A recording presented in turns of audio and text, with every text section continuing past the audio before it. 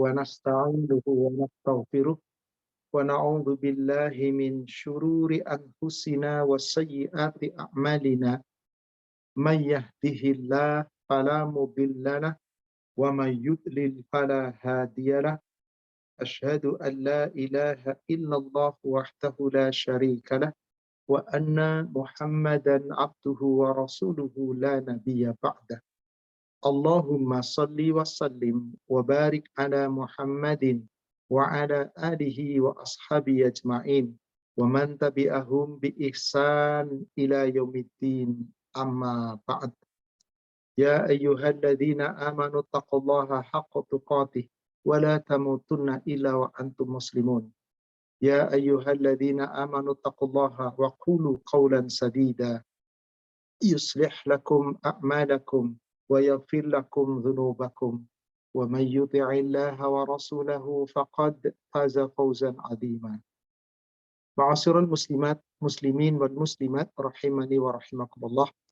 Ibu, Bapak, jamaah Majelis Taklim Ar-Rayyan yang semoga dirahmati Allah. Alhamdulillah kita kembali pada pagi hari ini.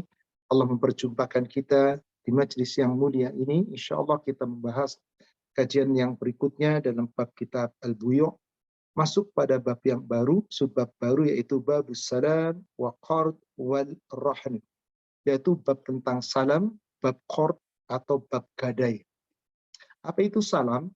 Membeli dengan barang yang akan datang baru diterima, tetapi uangnya di depan. Yang menerima uang namanya salaf. Adapun qard adalah meminjam, memberikan pinjaman. Dan rohan, gadai, yaitu seorang meminjam tetapi dengan memberikan jaminan. Ini dibahas dalam satu subbab, yaitu bab tentang salam, qard, dan gadai. Salawat serta salam semoga terlimpahkan, tercurahkan kepada Nabi kita Rasulullah Muhammad SAW. Semoga tercurah kepada seluruh keluarga, sahabat, dan seluruh pengikutnya hingga yaumil akhir. Baik, sama-sama kita simak hadis nomor 878. An Ibni Abbasin radhiyallahu anhu maqala, dari Abdullah bin Abbas semoga Allah meridhoinya, dia berkata, qadiman Nabi sallallahu alaihi wasallam al-Madinah, ketika Nabi sallallahu alaihi wasallam datang ke Madinah, wa hum yuslifuna fi thamar as-sanata was-sanatain. Pada saat itu mereka, yakni penduduk kota Madinah, melakukan jual beli dengan salam, yaitu jual beli dengan membayar harga barang terlebih dahulu sebelum barangnya ada. Yang menerimanya adalah salaf. Salaf itu berarti yang menerima, salam yang membayarnya. Maka saat itu Rasulullah bersabda, faqala man aslafa fi tamrin falyuslif fi kailin ma'lum.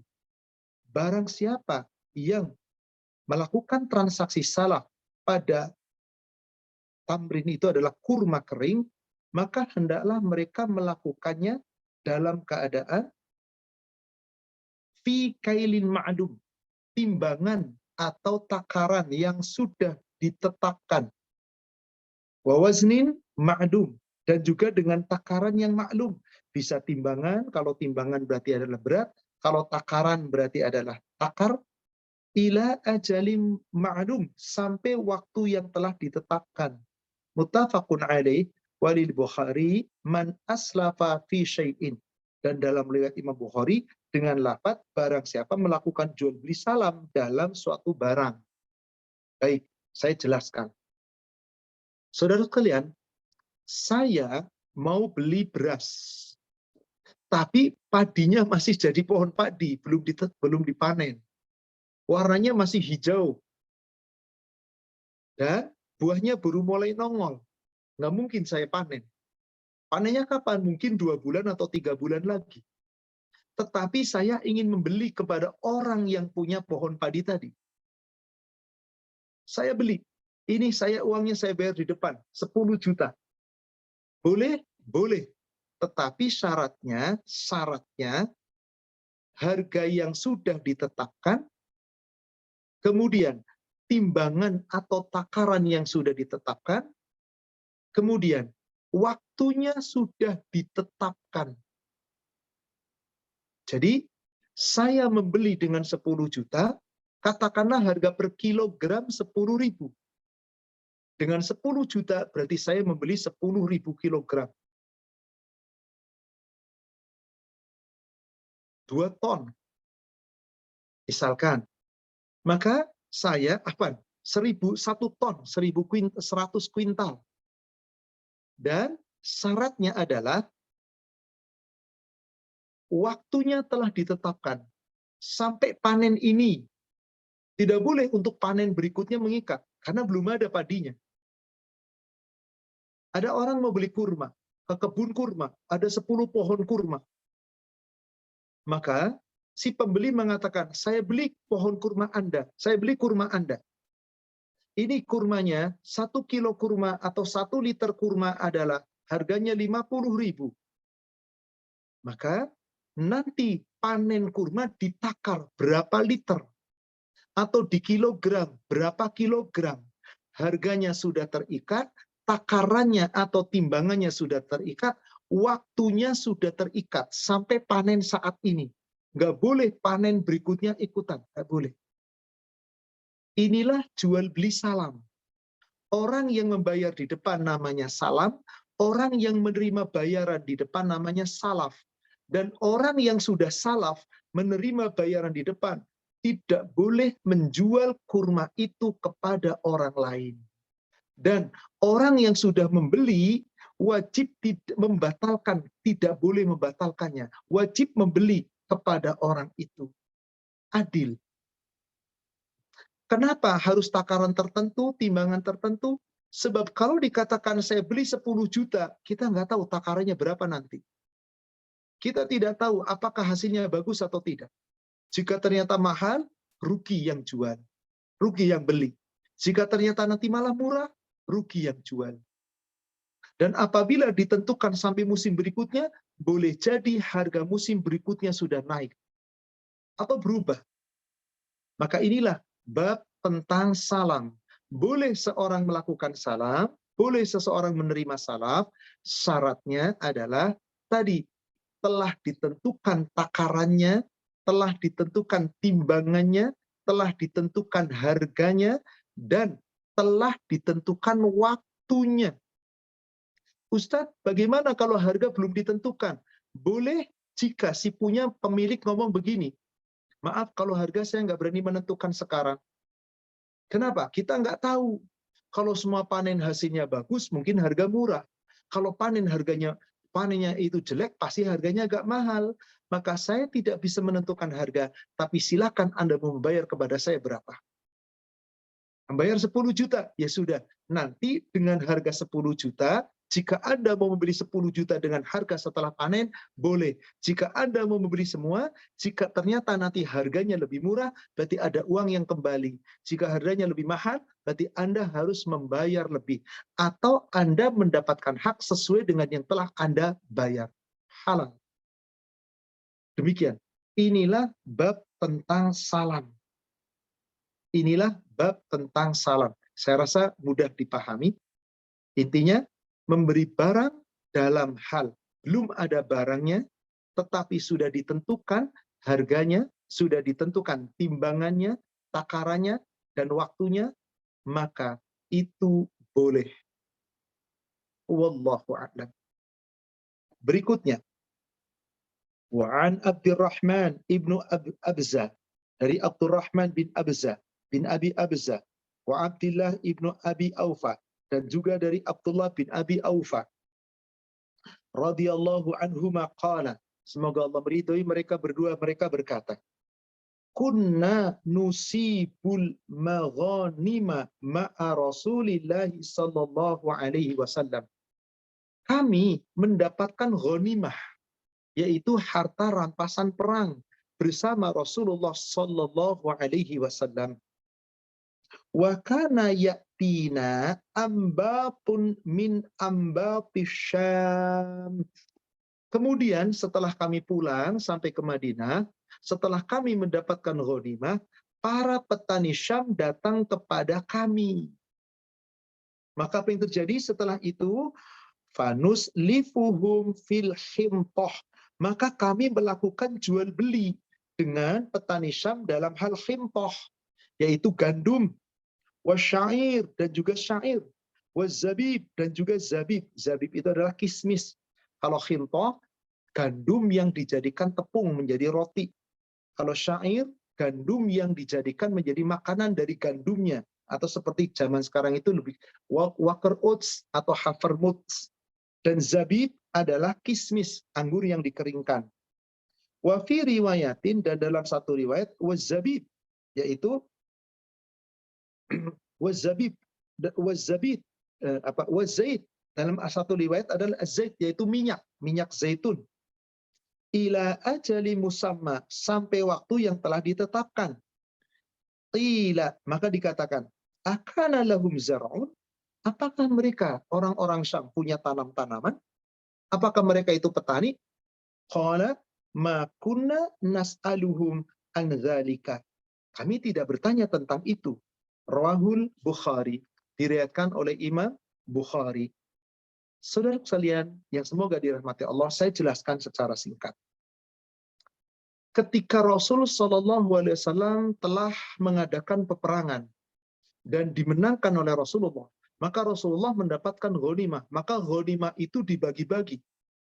Dan ghanimah yang didapatkan saat itu rata-rata berupa berupa emas, yaitu dinar atau perak, dirham.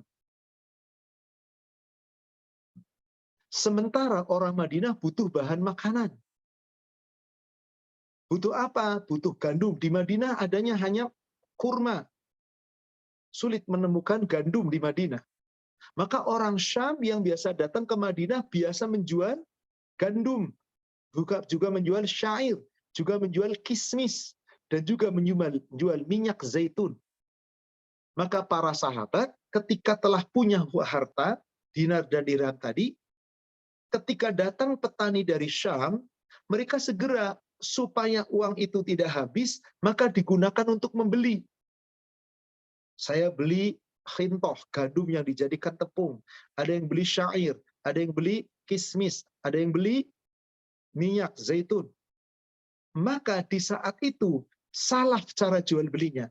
Bayar di depan, petani Syam tidak bawa ketika itu. Gandumnya nggak dibawa, syairnya nggak dibawa, zabibnya atau kismisnya nggak dibawa, minyaknya nggak dibawa, nggak ada apa-apa. Yang mereka bawa saat itu apa? Pakaian-pakaian dan bahan-bahan yang lain, kebutuhan perkakas rumah tangga. Maka saat itu penduduk Madinah segera memberikan bayaran dengan cara salam, lalu diterima oleh penduduk Syam dengan cara salaf. Jadi yang menerima itu namanya salaf, yang memberikan itu namanya salam. Uang muka di depan, barangnya nanti. Kapan barangnya? Kalau mereka sudah panen gandum. Kalau mereka sudah panen syair. Kalau mereka sudah panen kismis, anggur yang dikeringkan lalu jadi kismis. Kalau mereka sudah panen minyak. Baru diberikan datang lagi ke Madinah. Tadi syaratnya di depan. Hadis nomor 878. Timbangannya sudah ditentukan. Takarannya sudah ditentukan. Waktunya sudah ditentukan. Adapun harga, silakan. Kalau memang sudah ditentukan di depan, silakan. Belum ditentukan, nanti aja pada saat panen baru kita tentukan, silahkan. Dan yang penting tidak ada saling curang. Dan subhanallah, sahabat nggak ada yang curang. Jujur semuanya. Berbeda mungkin dengan kita, harga belum ditentukan, tiba-tiba seenaknya naik karena dia sangat butuh, dinaikin. Nggak benar. Tapi kalau memang butuh naik, dan memang keadaannya harus naik, ya bagaimana lagi? Maka saat itu tidak mengapa. Nah, para sahabat bertanya, apakah penduduk Syam punya tanam-tanaman? Apakah mereka jadi petani? Oh, kami tidak tanya. Apakah mereka petani atau bukan? Yang penting kami sudah perjanjian. Apa maksudnya? Terkadang membeli dengan salam dan salaf bukan pada orang yang bertani tersebut. Bisa melalui orang lain. Halal. Sepanjang tidak ada saling menipu. Tidak ada saling menipu. Nggak ada masalah. Kalau saling menipu dua orang yang bersyarikat, maka nanti akan menjadi Allah keluar dari mereka. Apa maksudnya? Contoh. Saya pedagang, saya tidak punya pertanian, tapi saya biasa jual gandum. Gandum yang saya miliki saya beli dari orang lain. Saya biasa jual syair, saya juga biasa jual kismis, saya biasa jual minyak, sebagaimana layaknya para penjual. Tapi saya bukan petani. Tiba-tiba ada bapak atau ibu beli ke saya. Untuk musim panen depan, saya beli dong. Oke, mau berapa belinya?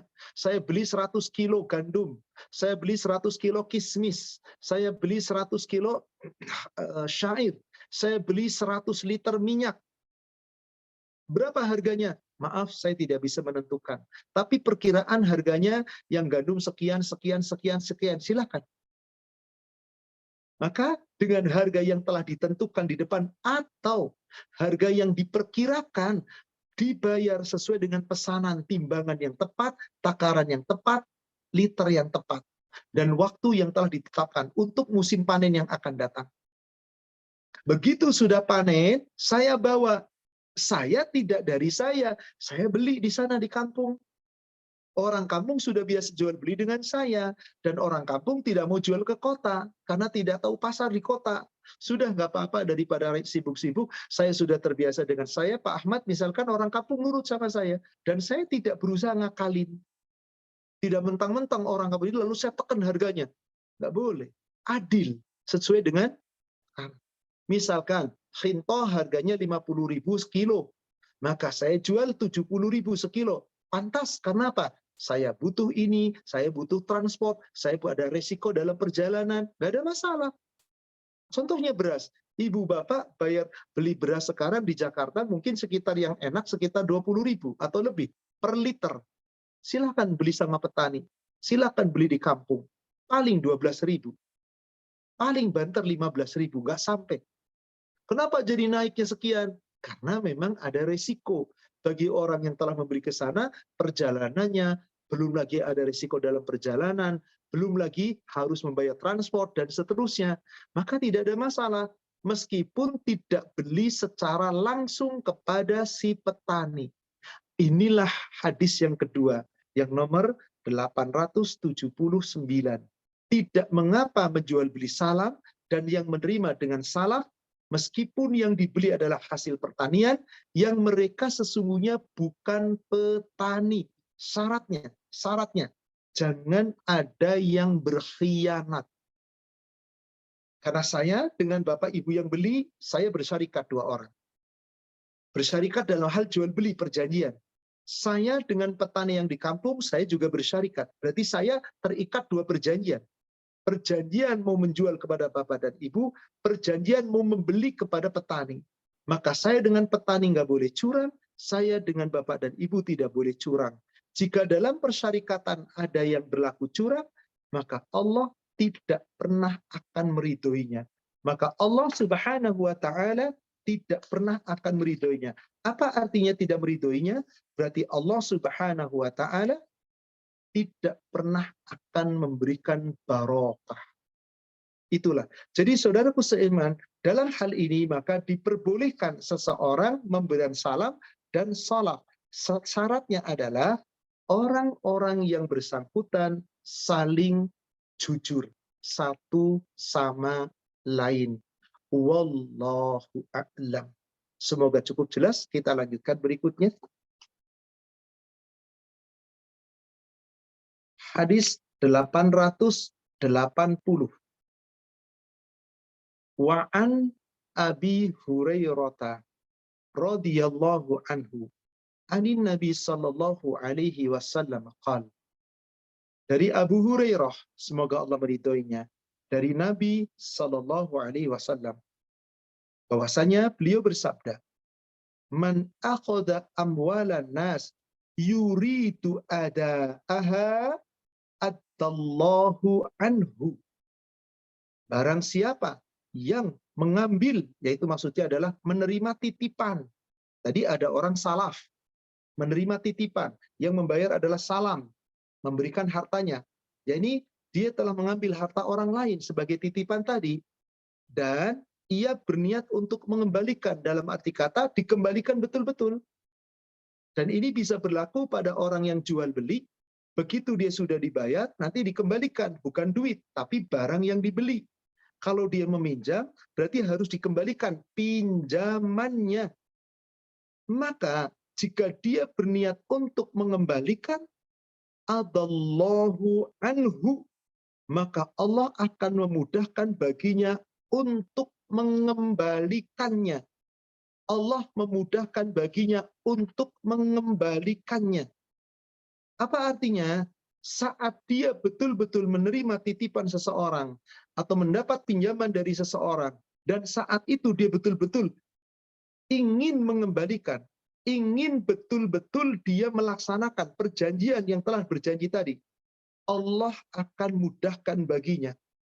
Allah akan berikan kepadanya kemudahan-kemudahan. Allah akan berikan kepadanya kemudahan-kemudahan. Dan Allah akan memberikan kemudahan baginya untuk mengembalikan. Sebaliknya, وَمَنْ أَخَذَهَا يُرِيدُ إِسْلَافَهَا, barang siapa yang mengambil harta itu dengan niat menghabiskannya atau mengkhianatinya. Dia terima pinjaman, ternyata dipakai untuk foya-foya, lalu tidak mau mengembalikan. Dia sudah terima salaf, hartanya sudah dibeli. Harusnya begitu saat panen diberikannya harta hasil panennya, tapi makanya dia khianat. Maka jika seperti itu, atslafahullah, maka Allah Ta'ala akan menghabiskannya. Habis hartanya tanpa ada barokah. Dan dia membawa dosa. Jadi saudara sekalian, orang saling pinjam meminjam, itu mereka sedang bekerja, bersarikat dua orang. Ketika dia sedang jual beli, dia sedang bersarikat dua orang. Yang kedua-duanya wajib jujur. Sebab orang yang sedang berbisnis, pinjam meminjam, jual beli, atau yang lain, sebetulnya Allah adalah pihak yang ketiga. Jangan sampai khianat. Coba ibu buka hadis nomor 906. Bulughul Maram 906. Bab tentang syarikah dan wakalah. Dari sahabat Abu Hurairah, semoga Allah meridhoinya. Qala Rasulullah sallallahu alaihi wasallam, telah bersabda Rasulullah sallallahu alaihi wasallam, qala Allah Ta'ala, Allah Ta'ala berfirman, ana salithu syarikaini ma lam yakun ahaduhuma sahibah. Aku akan menjadi pihak ketiga dari dua orang yang bersekutu, yang bersyarikat, selama salah seorang dari mereka tidak berkhianat kepada saudaranya. Fa'idha khan kharajtu min bainihima. Maka apabila salah satunya ada yang berkhianat, maka aku keluar dari mereka berdua. Apa artinya? Seorang yang bekerja sama, pinjam meminjam, jual beli dengan cara apapun. Kalau jual beli kontan, ini barang, ini duit, nggak bisa tipu menipu, kecuali kualitas yang ditipu. Tapi tetap mendapatkan barang. Tapi kalau dengan salam, dan yang menjual telah menerima salaf, itu mudah sekali orang menipu. Orang menghutang, dikasih uang untuk dihutangi, lalu dia berjanji membayar. Mudah sekali dia akan ingkar daripada hutang. Mudah sekali dia mengingkari hutang. Maka di sini, apabila ada dua orang yang sedang dalam bersekutu, bekerja sama, dan kemudian ada yang khianat, maka Allah keluar. Apakah yang dimaksud aku menjadi orang yang ketiga bagi orang yang sedang bersekutu? Allah selalu mengawasi kita. Allah selalu menjaga kita. Allah selalu menaungi kita. Bagi orang yang sedang bersekutu dan dia saling menjaga diri. Tidak berkhianat. Tapi apabila berkhianat, maka Allah keluar. Jika ada yang khianat, Allah tidak akan menaungi rahmat dan barokahnya. Allah tidak akan memberikan rahmat dan barokahnya. Ketika Allah menjadi yang ketiga, maksudnya adalah Allah yang menaunginya, Allah yang merahmatinya, Allah yang memberkahinya. Selama tidak ada yang berkhianat. Tapi jika ada yang berkhianat, maka Allah Subhanahu wa Ta'ala tidak merahmati keduanya. Timbul pertanyaan, Ustadz, kan yang khianat satu. Kenapa Allah keluar daripada keduanya? Yang dimaksud Allah keluar dari keduanya adalah apabila orang yang berkhianat dan orang yang dikhianati tahu telah dikhianati oleh orang yang berkhianat, tapi membiarkannya.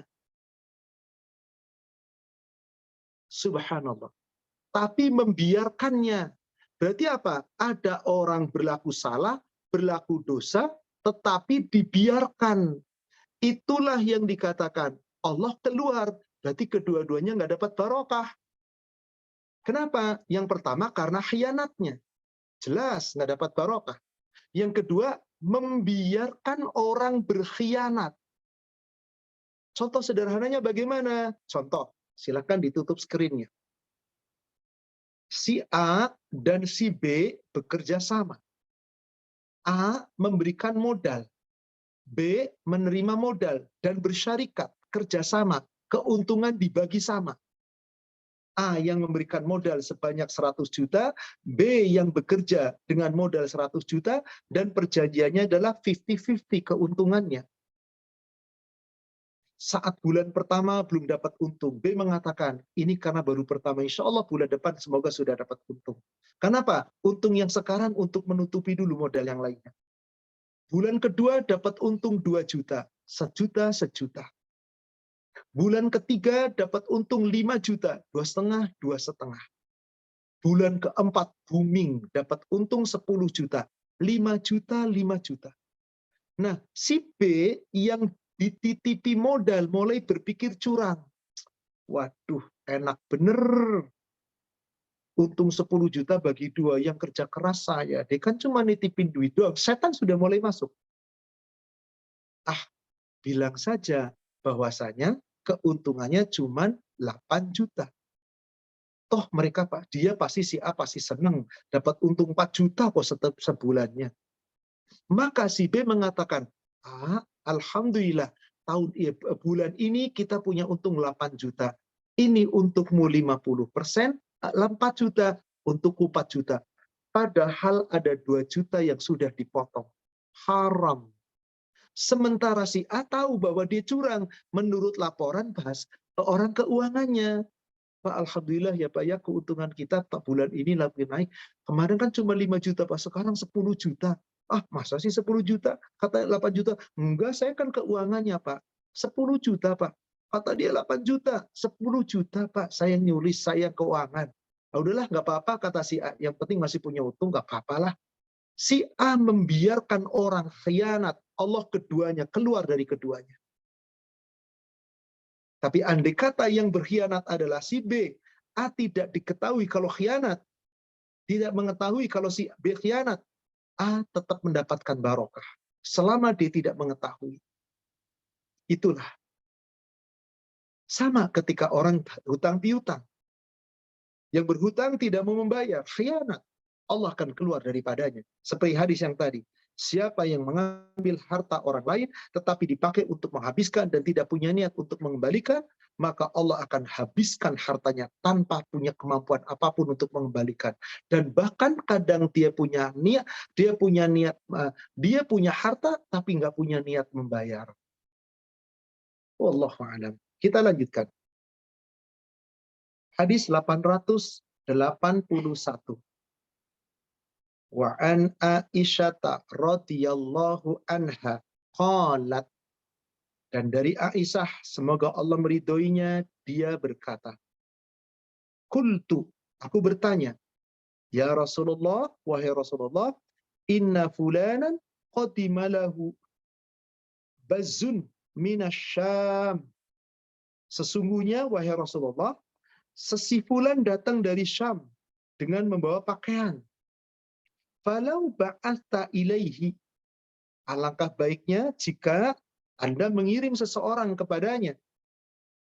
Fa'akhadta minhu thawbaini binasi'atin ila maisarah. Untuk meminjam, mengambil 2 buah pakaian yang nanti dibayar ketika Anda mampu. Fa'arsala ilaihi. Maka Rasulullah mengutus utusan untuk meminjam 2 potong baju. Famtana'a. Tetapi si pemilik baju tidak memberikan hutang. Enggan memberikan hutang. Akhrajahul Hakim wal Baihaqi wa rijaluhu thiqah. Hadis yang diriwayatkan oleh Imam Hakim dan juga Al Baihaqi dan rawi-rawinya orang terpercaya. Subhanallah. Apa makna hadis ini? Saudara sekalian, kasusnya ini adalah di dalam kitab Subul Salam diceritakan orang-orang Yahudi Khaybar ketika itu masih diberikan kesempatan oleh Rasulullah SAW untuk apa? Tinggal di Khaybar dan mereka boleh keluar masuk Madinah dalam rangka berdagang. Apa yang terjadi? Di saat mereka masuk ke kota Madinah berdagang dan mereka membawa pakaian-pakaian yang bagus. Ummul Mukminin Aisyah melihat pakaiannya Rasul udah nggak bagus-bagus. Maka Aisyah mengeluh, ya Rasulullah, tuh pedagang Yahudi dari Syam telah datang. Telah datang, yaitu apa? Orang-orang Yahudi Khaybar telah datang dari Syam, membawa pakaian-pakaian. Tolonglah, Anda pakaiannya sudah seperti itu. Seakan-akan Aisyah merayu Rasul supaya minjem pakaian. Dalam keadaan Rasul lagi sangat miskin ketika itu. Lagi paceklik di Madinah. Ketika diboikot oleh orang-orang dari Mekah, dari yang lainnya. Maka Rasul sangat miskin dan sangat susah. Bahkan di saat itu pernah sampai-sampai Rasulullah Shallallahu Alaihi Wasallam selama 1 bulan tidak pernah makan kecuali kurma dan air putih. Subhanallah. Kecuali kurma dan air putih, apalagi untuk beli pakaian. Maka Aisyah mengatakan, ya Rasulullah, tolonglah datang, utus seseorang untuk meminjam pakaian. Nanti kalau Anda sudah punya kelapangan, nanti dibayar. Apa yang terjadi saat itu? Ternyata orang Yahudi itu tidak memberi pinjaman kepada Rasul. Tidak memberi pinjaman kepada Rasul. Bayangkan. Allahu Akbar. Rasul, orang terkemuka di Madinah, pemimpin tertinggi. Orang Yahudi diberi kesempatan untuk dagang. Dipinjemin Rasul, nggak mau minjemin. Kayak apa kira-kira? Bayangkan, mohon maaf, andai kata Anda sebagai pemimpin, punya rakyat, yang rakyat itu dilindungi, kemudian apa ternyata mau minjem, bukannya minta. Minjem dengan beli, tetapi bayarnya utang. Nggak dikabulkan. Apa yang akan Anda lakukan? Diusir mungkin itu. Orang numpang kok. Kenapa kok Rasulullah sampai diperintah ngutang? Rasul saat itu dalam keadaan miskin. Sebulan penuh Rasulullah pernah tidak makan dan tidak pernah makan enak. Gandum dan seterusnya. Apalagi daging dan seterusnya. Roti dan seterusnya. Rasul sebulan penuh hanya makan kurma dan minum air. Hanya itu. Disebutkan dalam hadis Muslim nomor hadis 2501. Hadis Muslim 2501 dari Ummul Mukminin Aisyah, semoga Allah meridhoinya. Kunna ali Muhammadin sallallahu alaihi wasallam. Kami, yaitu keluarga Muhammad sallallahu alaihi wasallam, la tamkustu syahran, pernah tidak memasak selama 1 bulan. Nggak menyalakan api. Berarti nggak ada yang dimasak. Selama 1 bulan. Manastauqiduna binarin. Dapur kami tidak menyala. Apinya nggak dinyalakan. Karena nggak ada yang dimasak. Apa yang dimakan Rasul selama 1 bulan itu, dan juga keluarga Rasul, isi-isi Rasul? inna huwa illa tamanun wal ma. Selama 1 bulan penuh kita makannya hanya kurma dan air putih. Allahu Akbar. Orang terkemuka di muka bumi. Orang yang kedudukannya paling tinggi di sisi Allah. Seperti ini. Saya yakin kita pernah selama 1 bulan penuh minum air putih dan makan kurma. Tapi itu sebagai pembukaan buka puasa. Setelah itu makannya 2 piring. Kuehnya melimpah ruah. Kolaknya ada. Semuanya, minumannya, jusnya ada. Komplit. Rasul sebulan penuh betul-betul hanya makan kurma dan minum air. Berarti Rasul betul-betul sangat sederhana. Makanya tadi disuruh Aisyah minjem pakaian. Rasul cuma nurut sama Aisyah. Diutus utusan, ternyata si penjual pakaian tidak memberikan pinjaman.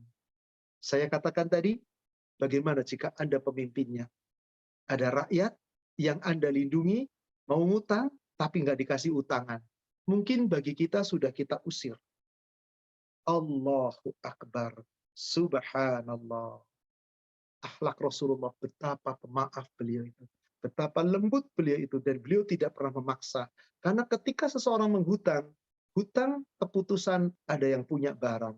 Bukan yang ingin menghutang. Wallahu a'lam. Demikian kita lanjutkan bab tentang rohan atau gade. 882.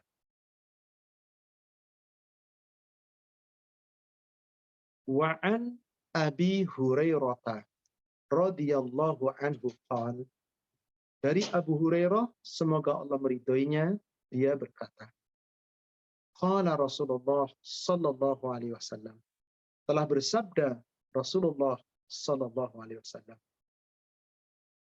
al-dhuhru yurkabu binafaqatihi idza kana marhunan. Binatang tunggangan yang digadekan boleh dipakai, boleh dinaiki apabila si penerima gadai memberi makan. Wala banud darri yushrabu binafaqatihi idza kana marhunan. Dan air susunya boleh diperas lalu diminum karena telah diberi makan. Idza marhunan, apabila dia tergadai. Wa 'alal ladzi yarkabu wa yashrabu nafaqatuhu. Dan kewajiban bagi yang menaiki binatang gadai dan meminum susunya adalah memberi makan. Saya jelaskan secara singkat, silakan screen-nya ditutup. Bapak Ibu jamaah yang semoga dirahmati Allah. Sering sekali manusia dalam urusan gadai itu meremehkan karena mereka tidak punya ilmu yang hak tentang gadai. Orang yang menerima gadai tidak punya hak sedikit pun menggunakan barang gadaian. Jika ingin menggunakan barang gadaian, maka si penerima barang gadaian wajib mengurus barang gadaian tersebut. Di zaman Rasul, biasanya orang-orang meminjam, gadainya adalah onta, keledai. Onta itu tunggangan. Nih, onta saya gadaikan kepada Anda, saya pinjam kepada Anda 10 dinar. Nggak masalah. Berapa 10 dinar? Ya kira-kira sekitar 4,25 gram emas kali 10. Silahkan, nggak ada masalah. Onta harganya bisa sampai 20 dinar.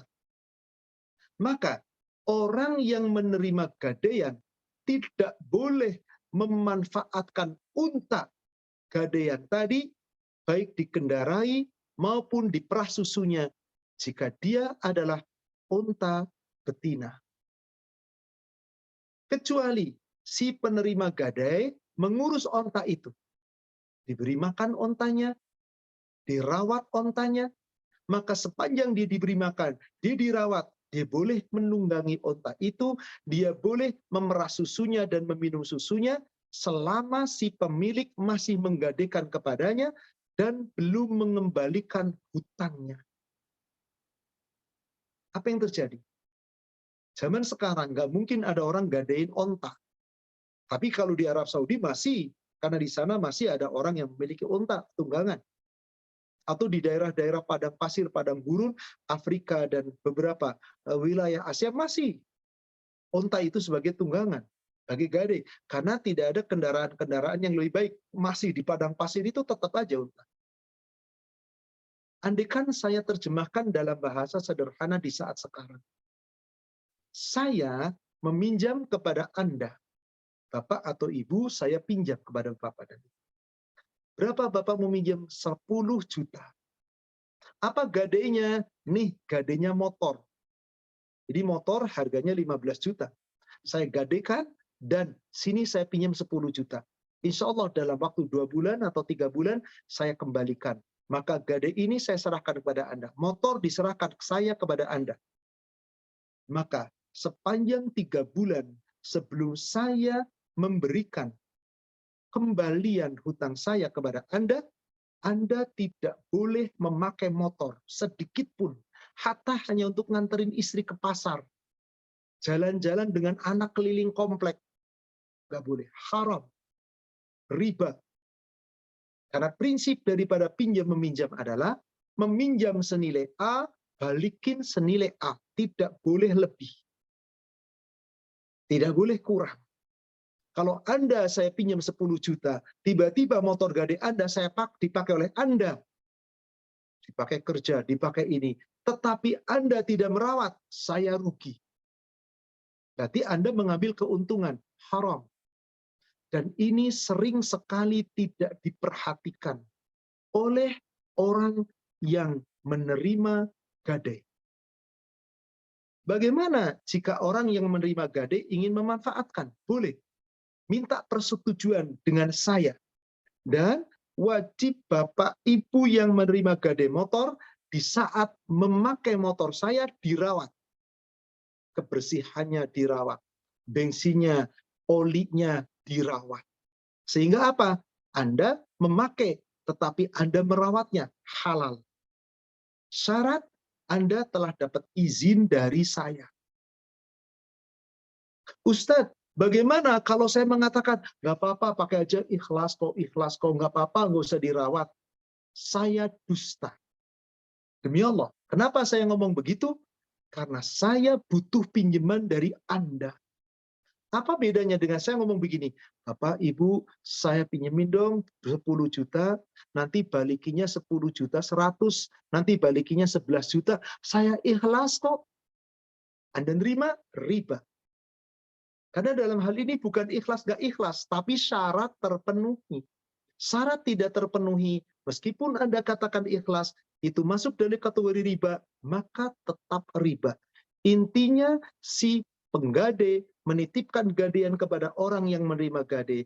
Yang menerima gade tidak boleh memanfaatkan barang gadean orang lain tadi untuk apapun, kecuali sepersetujuan dan merawatnya. Betapa banyak orang menerima gade. Yang menggadekan mengatakan, pakai aja nggak apa-apa deh selama ini. Karena sesungguhnya lisan yang ngomong, hatinya nggak pernah ikhlas. Kalau ikhlas nggak bakal begitu. Kenapa dia ikhlas? Karena lagi butuh pinjaman.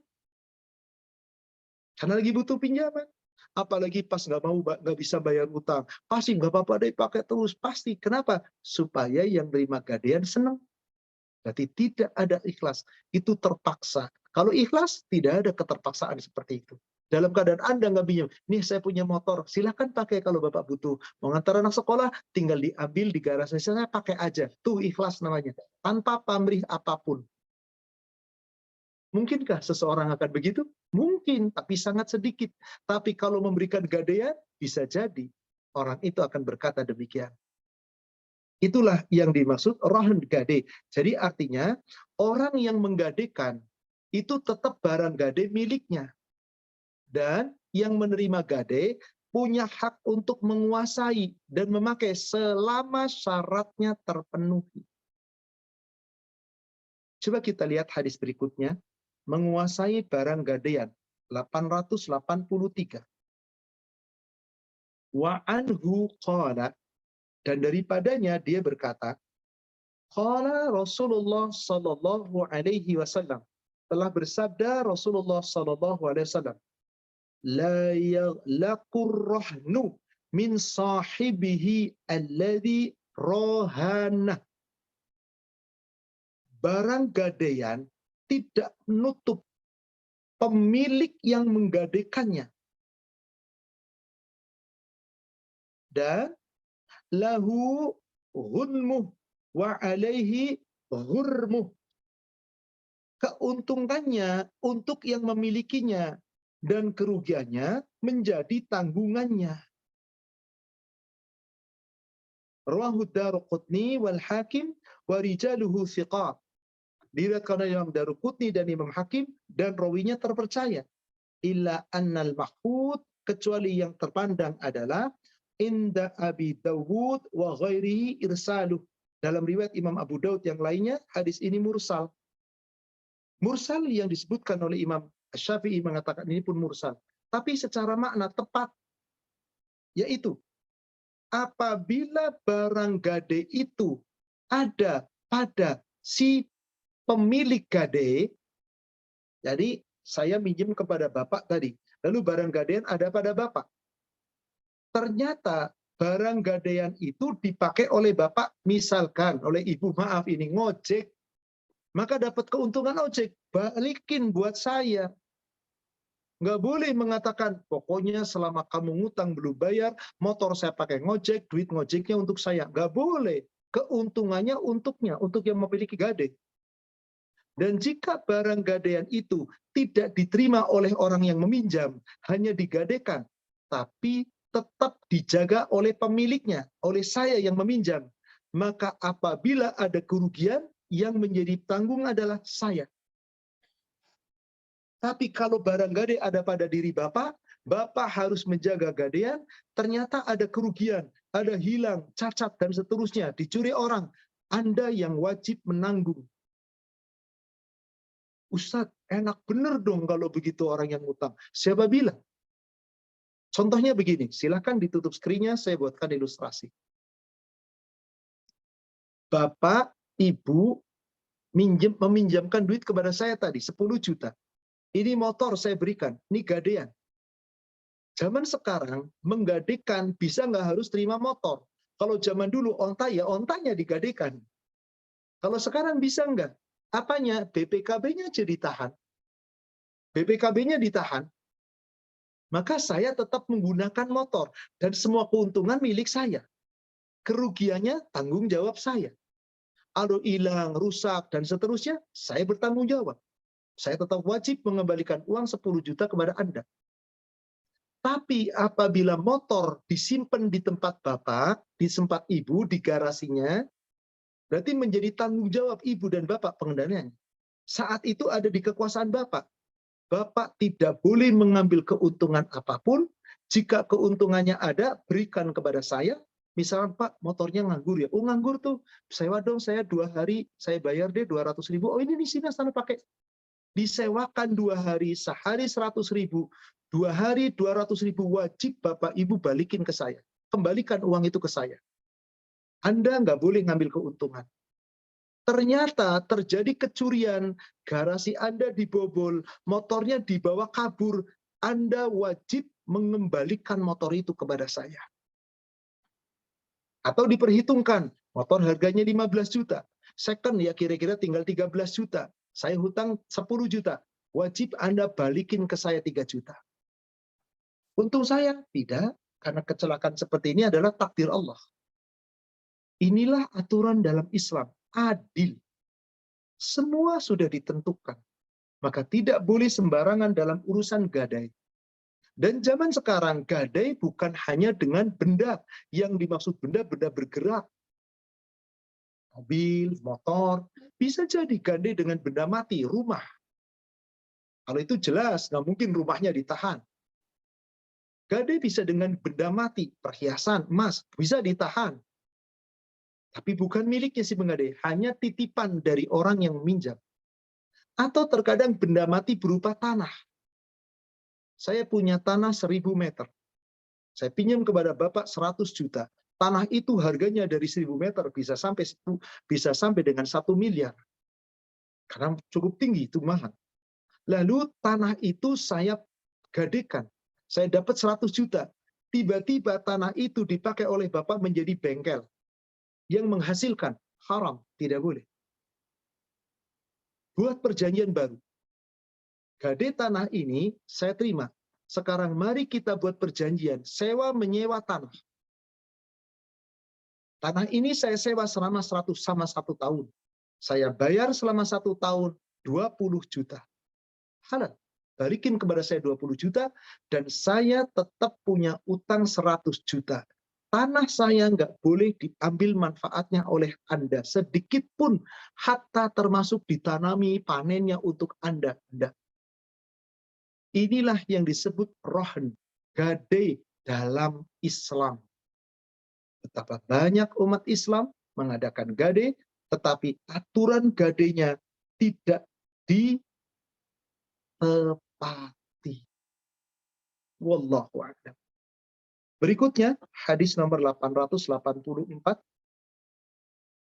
Wa an Abi Rafi' anna Nabi sallallahu alaihi wasallam istaslafa mir rajulin baqran faqadimat alaihi ibil minas sadaqah.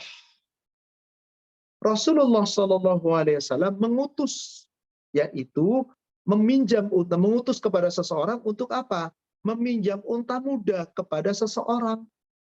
Jadi Rasulullah suatu ketika meminjam unta muda.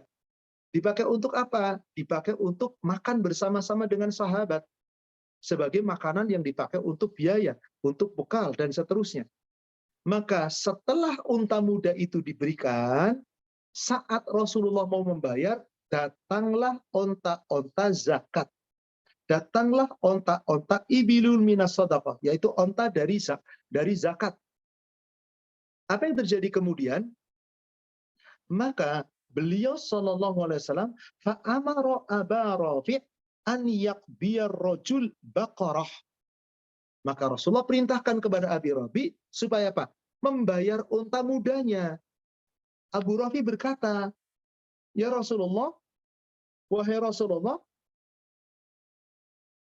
ayyaqbiyar rajul baqarah." Diperintahkan untuk membayar unta muda tadi.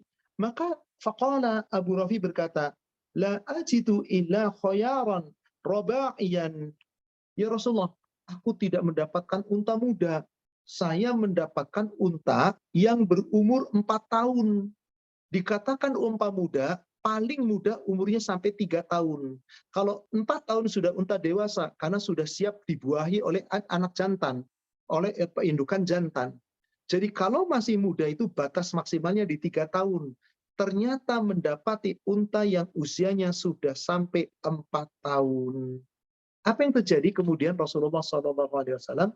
Beliau kemudian bersabda, "A'fihi iyah." Bayarlah unta dewasa itu kepadanya. Bayar dengan unta yang sudah dewasa tadi. Nggak apa-apa, bayar. Kenapa? Fa inna khiyaron nas ahsanuhum qada'an. Sesungguhnya sebaik-baik manusia adalah yang membayar hutangnya dengan yang paling baik. Hadis sahih riwayat Imam Muslim. Baik, saya jelaskan secara singkat. Hadis 884. Coba Bapak Ibu, bolehkah saya membayar hutang dengan lebih? Boleh enggak? Membayar hutang dengan lebih berarti riba. Saya menghutang unta muda, maka saya wajib bayar dengan unta muda. Tapi di sini Rasul katakan bayar dengan unta dewasa itu. Enggak apa-apa. Sebaik-baik orang bayar hutang adalah yang terbaik. Yang bisa melebihkan. Kenapa ini jadi halal? Monggo di antara para jamaah, barangkali ada yang mau menjawab pertanyaan saya berdasarkan hadis 884, monggo. Mungkin Ibu Admin, Ibu V-nya mau menjawab? Sebentar Ustadz, lupa deh. Ustadz pernah lo sampaikan sebenarnya waktu itu pernah banget nih tentang unta yang dibayar pakai unta zakat itu ya Ustadz ya. Monggo. Ya boleh pakai unta yang lebih baik ya karena pada saat itu dia nggak ada unta yang sejenis yang umur 3 tahun tadi, Ustadz. Satu, Iya kan? yang lebih untung dari poin itu.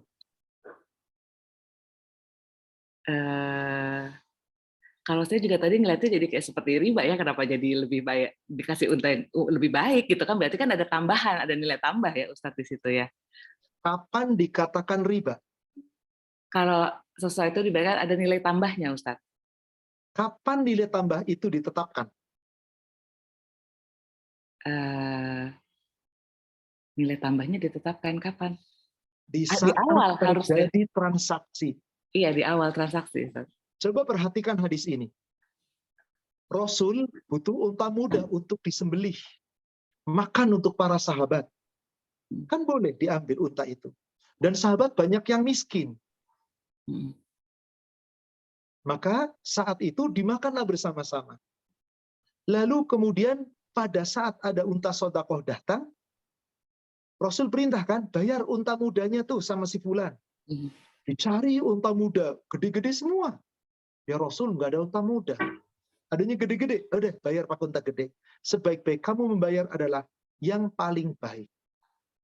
Dikatakan riba adalah jika syarat itu ditentukan di depan. Oke, saya pinjam unta muda, balikinnya unta dewasa ya. Atau saya pinjam unta muda, nanti saya balikin unta dewasa. Jadi baik si peminjam maupun yang meminjamkan mensyaratkan di depan. Ini tidak ada syarat di depan. Yang dulu saya pernah jelaskan itu tentang dipinjamnya unta untuk perang. Iya. Ya, satu unta dibayar dengan 2 unta. Karena saat itu kebutuhan perang lagi penting. Ini bukan untuk perang, dimakan. Maka saat itu diperbolehkan mengembalikan hutang, syaratnya tidak disyaratkan di depan dengan pembayaran yang lebih baik. Maaf, saya pinjam sama Ibu Vinya 100 juta.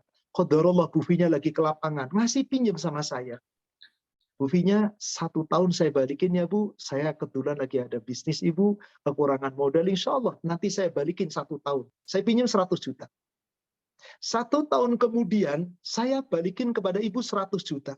Saya ngomong sama Ibu, Alhamdulillah Ibu, bisnis saya maju sekali. Saya tambahkan kepada Ibu 25 juta. Ini hasil keuntungan usaha saya. Terimalah. Boleh nggak Ibu? Boleh. Boleh. Ya. Sebab saya tidak mensyaratkan di depan, dan Ibu tidak punya keinginan mensyaratkan itu di depan. Halal. Beda dengan disyarat loh Bu. Tapi kalau saya ngomong, Bu Vinya pinjam ya Bu 100 juta, nanti saya balikinya 100 juta 10.000. 10.000-nya apa itu Bu? Riba, nilai tambah. Kenapa riba? Nilai tambah tadi Ustaz. Yang disyaratkan di depan. Bedakan di situ pinjaman. Kalau pinjam meminjam menjadi riba apabila baik si peminjam maupun yang memberi pinjaman, dia mensyaratkan di depan tentang kelebihan. Baik yang mensyaratkan yang memberikan pinjaman atau yang mensyaratkan yang meminta pinjaman. Maka kedua-duanya ada syarat di depan lebih, itu namanya riba. Sedangkan hadis 884 tidak ada syarat apa-apa. Bahkan yang Rasul perintahkan apa? Balikin unta mudanya dia. Dicari-cari nggak ada ya Rasulullah. Adanya unta 4 tahun. Ya udah kasih 4 tahun. Sebaik-baik orang berhutang yang membayar dengan nilai lebih. Tetapi yang dimaksud bukan disyaratkan di depan. Ini maknanya hadis tersebut. Demikian, semoga paham. Kita lanjutkan sedikit lagi. Ada beberapa hadis lagi yang pendek di sini.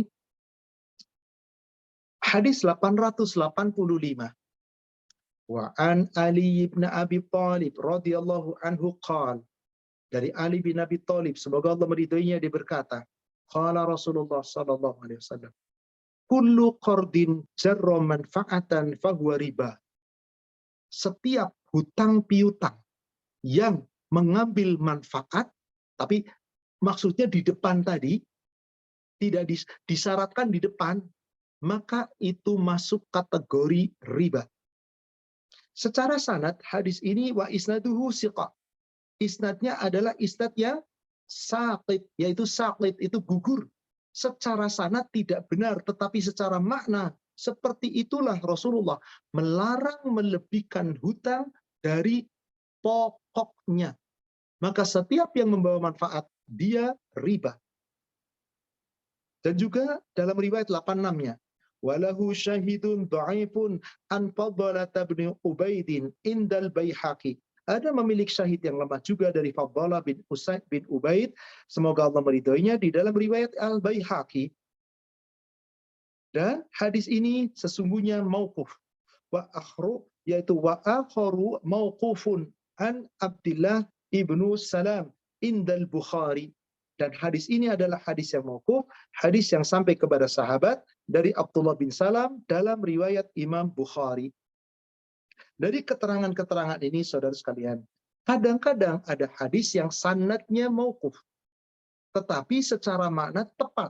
Bahwa hadis yang sudah kita pelajari yang namanya riba dalam hal pinjam meminjam adalah jika telah mengembalikan dari nilai yang lebih dari asal yang dipinjam, kemudian disyaratkan di depan. Maka baik yang mensyaratkan adalah si pemilik harta atau yang mensyaratkan adalah si peminjam, kedua-duanya adalah riba. Wallahu a'lam. Demikian kami cukupkan bahasan tentang salam, qard, dan gade sampai hadis nomor 887. Insya Allah berikutnya kita masuk pada bab tentang yaitu taflis dan hijar. Taflis itu adalah orang yang bangkrut dan mencegah bagaimana supaya tidak ribut dalam keadaan orang yang meminjam tapi kemudian bangkrut usahanya. Insya Allah kita akan bahas pertemuan yang akan datang. Wallahu a'lam. Saya kembalikan kepada Ibu Finya. Silakan kita bisa lanjutkan dengan sesi tanya jawab. Baik, alhamdulillah, barakallahu fikum Ustaz untuk pencerahannya dan ilmu yang disampaikan kepada kami semua. Sambil menunggu pertanyaan Ustaz ya, sambil kita diskusi sebentar ya Ustaz ya. Ini sudah ada. Ustaz yang hadis 80 pertama deh, yang 880 ya Ustaz yang tadi ya kita bahas. 878 Ustaz. 878 tentang salam tadi Ustaz. Jual beli salam. Itu berlaku khusus untuk buah-buahan sama biji-biji bahan makanan. Ya. Biji-biji bahan makanan. Ya. Gandum, kurma, kismis, beras, jagung, itu namanya salam dan salam. Tidak berlaku untuk perkakas, untuk pakaian dan yang lainnya. Karena kalau baca dari depannya Ustadz ya kan barang siapa menerima titipan jika dia maaf salah yang ini. Seorang yang Madinah datang itu jual beli di mana ada udah membayar harga tapi barangnya kan tidak ada gitu Ustadz ya. Jadi saya terbayang nih kayak trading saham Ustadz. Kenapa? Ya, trading saham Ustadz. Trading saham kan seperti itu ya, seperti jual. Saya tadi kebayang itu apakah ini makanya khusus untuk buah-buahan apa? Jangan disamakan. Trading saham itu apakah Anda yang memegang saham kemudian Anda menjalankan? Enggak. Anda nitip duit. Yang jalanin siapa? Yang dititipin? Enggak juga, dijalani lagi. Iya, betul. Jadi orang pertama, kedua, ketiga bisa jadi yang jalanin keempat. Yang kedua, apakah Anda yakin yang mengendalikan, yang menggunakan saham itu untuk sesuatu yang halal? Ya. Katakanlah agrobisnis. Untuk peternakan misalkan, untuk telur, ayam peternak misalkan, untuk ikan, atau untuk padi, gandum, dan seterusnya. Anda sahamnya ke sana. Yakin Anda semuanya itu jujur sesuai aturan Allah. Apa yang terjadi salam di zaman Rasul? Saya memberi salam, ibu menerima saya, harta saya, yaitu salam, dan saya urusannya langsung dengan ibu. Saya dengan ibu. Tapi kan tadi dikatakan, apakah orang Sam jadi para petani, punya kebun di sana? Nggak tahu. Intinya saya dengan ibu. Ibu beli lagi ke sana, silahkan. Yang penting ibu bawa ke saya barang yang saya pesan. Apakah trading seperti itu? Saham seperti itu? Jauh dari seperti itu, Ibu. Jangan disamakan. Wallahu a'lam. Baik Ustadz, barakallahu fikum Ustadz. Jadi kalau untuk transaksi salam ini kan tadi Ustadz syarat pentingnya adalah takarannya, timbangannya, dan waktunya gitu. Nah Ustadz, kalau harga, Ustadz Afwan suaranya Ustadz kecil. Kalau harganya nggak ditentukan, nggak apa-apa. Harganya mengikat. Maaf, saya belum bisa memberikan harga. Nanti harganya kalau pas sudah menjelang panen. Nggak masalah. Karena tujuan dia bukan berlaku curang. Beda yang sekarang ijon. Nih, saya bayar beras Anda. Harganya sekian. Panen sekian milik saya semua. Sudah ditekan. Itu nggak boleh. Maka jika si petani mengatakan, oh enggak bisa Pak, harganya saya belum tentukan. Nanti saja kalau pas panen. Boleh. Dia punya syarat. Karena dia bisa memperkirakan nanti kayak apa. Tapi andai kata si petani itu belinya qadarullah sudah tidak lama lagi. Katakanlah tinggal sebulan lagi mau panen. Kalau itu kan bisa 1 tahun. Panennya bisa 1 tahun panennya. Ternyata dia panennya hanya tinggal sebulan lagi tinggal dipetik. Dia sudah bisa melihat. Oh kalau gitu panennya bagus ini hasilnya. Udah kayak jual sekian. Nggak masalah. Jadi mau ditentukan harga di depan, mau ditentukan harga nanti setelah dipanen, kemudian yang penting uangnya berapa, tadi kalau ternyata harganya telah terikat di depan, ya itulah yang diambil. Kalau harganya tidak terikat, ternyata harganya lebih mahal, maka dia mendapat lebih sedikit. Harganya lebih murah, maka dia dapat lebih banyak. Demikian, wallah. Sedikit Ustadz. Jadi kalau misalnya di awal ada perkiraan harga deh, anggap aja gitu ya Ustadz ya, ada perkiraan harga. Tapi pada saat panen gitu Ustadz, tadi terjadinya seperti tadi Ustadz, atau harganya ini bagus nih, berarti apakah harus ada penambahan dari orang yang telah tadi? Syarat di depannya. Oh. Baik, saya terima salaf dari Anda, saya perkirakan harganya 10.000 per kilo. Tapi saya tidak bisa menentukan sekarang. Nanti kira-kira menjelang panen saya kasih keputusan. Ternyata pas panen harganya 12.000, naikin. Pas panen harganya qadarullah panen raya, bagus semua, hasilnya bagus. 8.000, jujur turunin. Ada nggak orang begitu sekarang Ibu? Iya. Kalau naikin gampang, nurunin. Tuh di zaman Rasul hebatnya para sahabat itu. Kenapa? Yang dicari oleh para sahabat itu barokah. Barokah. Sedangkan zaman sekarang orang kadang-kadang bukan nyari barokah. Yang dicari adalah harta, dunia. Sehingga apa yang terjadi? Manusia berlomba-lomba untuk mencari dunia. Jadi intinya, mau ditetapkan di depan boleh, sepakat. Mau dikasih harga ancar-ancar boleh, nanti tergantung. Mau tanpa ancar-ancar nggak mau, saya nggak mau ngasih harga. Terus terang, kalau mau beli boleh saya, silakan. Anda mau nitip berapa ke saya, nanti setelah panen kita timbang, harga saya akan tentukan saat panen. Nggak ada masalah. Al-muslim ala syuruti. Seorang muslim itu di atas syaratnya. Demikian, wallahu a'lam. Iya, barakallahu fikum Ustaz. Satu lagi Ustaz, misalnya gini, kita beli barang, bukan deh, kita misalnya istilahnya gini, kita ditalangin dulu gitu sama orang untuk membeli sesuatu gitu ya Ustaz ya.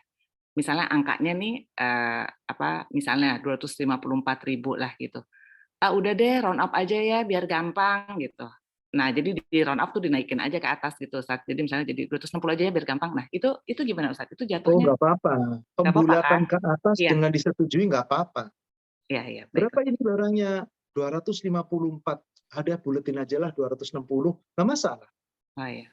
Ya, Yang menaikkan itu adalah si pembelinya atau yang menaikkan si penjualnya, sementara si penjuri dan betul-betul. Karena kan harga jual beli itu kan tidak terikat. Mau jual berapapun terserah pembeli kan?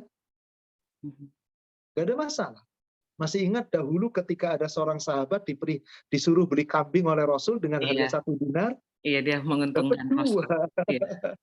Dijual lagi 1 dinar, dapat 1. Maka bawa duit 1 dinar plus kambing 1. Rasul bingung kan? Ini kamu dari mana? Kan saya minta belikan. Ternyata dia menjual dengan harga yang 2 kali lipat lebih murah. Dan dia jual lagi dengan harga yang sama. Maka jual beli itu harga tidak ditetapkan. Terserah mengikuti pasar. Asal pelaku pasar tidak curang. Dan itulah sekali lagi, mengikat kepada proses jual beli itu, kembali rujukannya kepada hadis pertama. Hadis nomor 804. Itu yang paling utama. Itu yang paling utama. 804 atau 803 saya khilaf. Itu hadis pertama tentang jual beli. Dari Rifa'ah bin Rafi. Ayy kasbil atyab, ya Rasulullah, apa itu mata pencaharian yang paling baik? Amalur rajul biyadihi, seorang bekerja dengan tangannya, wal bai'ul mabrur, dan jual beli yang mabrur. Apa itu jual beli mabrur? Yang semua syarat-syaratnya terpenuhi. Meskipun terjemahannya jual beli yang bersih, enggak, lafadznya tidak bersih. Coba lihat bahasa Arabnya dalam kurung yang dicetak tebal. Amalur rajul biyadihi, seseorang bekerja dengan tenaganya, dengan tangannya. Wa kullun bai'in mabrur, dan setiap jual beli yang mabrur. Apa itu mabrur? Asal kata dari birra, baik. Mabrur yang seluruh syarat-syaratnya terpenuhi, baik di sisi Allah dan Rasulnya. Inilah patokan. Maka ini hadis yang pertama yang disampaikan Rasul pada bab tentang al-buyu. Jadi semua jual beli akan mendapatkan manfaat jika semua syarat-syaratnya terpenuhi. Itulah jual beli mabrur. Wallahu a'lam. Barakallahu fikum Ustaz pencerahannya. Baik, nanti untuk pertanyaan saja akan dilanjutkan oleh Uti Farah. Tafadhol Uti Farah. Ya, Utivinya, jazakillah khair. Oh ya, Ki.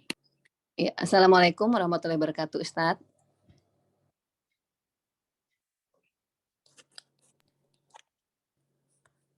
Assalamualaikum, Ustadz. Silakan, waalaikumsalam. Ya, baik Ustadz, saya langsung membacakan pertanyaan saja Ustadz. Ya, pertanyaannya, bagaimana cara menagih hutang ke saudara untuk kesekian kalinya? Karena setiap kali ditagih, responnya tidak baik, baik melalui WA maupun melalui telepon. Dan juga dia tidak sesuai komitmen yang sudah berbulan-bulan belum dibayar utang tadi. Nah, dan juga yang berhutang itu berbohong, Ustadz. Katanya untuk membayar kuliah anak, padahal ternyata dia mungkin ada kasus, jadi untuk menyelesaikan kasusnya itu. Nah, qadarullah, si peminjam ini juga lagi butuh uangnya, yang karena dipinjam itu nilainya tidak sedikit. Jadi bagaimana Ustadz, mohon pencerahannya. Ya, jazakallah. Manusia. Manusia kalau sudah berhutang itu seperti itulah. Gampang utangnya, susah bayarnya. Coba Ibu buka Sahih Muslim nomor hadis 546.